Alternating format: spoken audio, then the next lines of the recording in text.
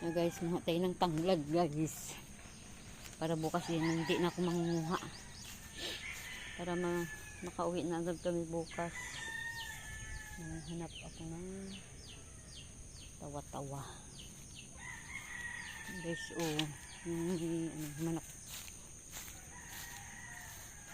Wala pang bunga ang mangga. Ang tanglad guys. Yan o, dragon fruit o. Mapang sa puno ng ng malunggay. Oh, sarap daw yung bulaklak ng malunggay. Di, ginugulay na itong bulaklak eh. Kuha nga tayo to. Sarap daw yan.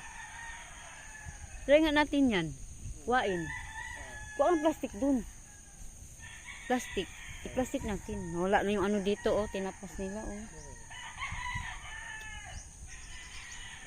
Hindi natin makakuha niyan. Hindi na. Nakakuha pa ba yan? Hindi. Sarap pa naman yung sarinan. Pero may natira pa oh. Kuhain natin.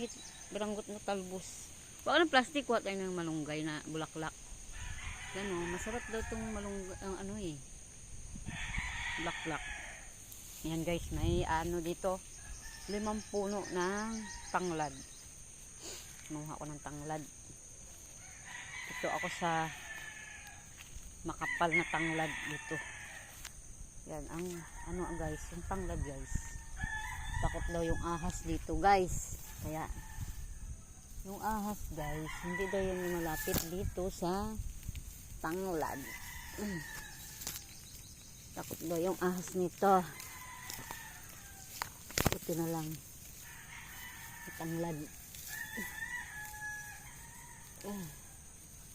Hirap punin.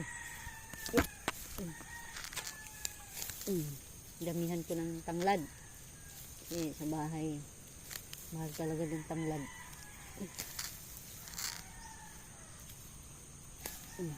Tabi-tabi ha. Humingi lang ako ng tanglad ha.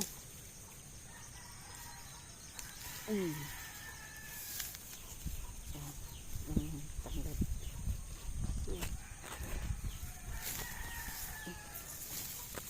Dira lang nakakapunta dito. Lang. Ano mo dyan? Sama mo na yung bukas na yung tanglad. Malunggay. Bukas na yung malunggay.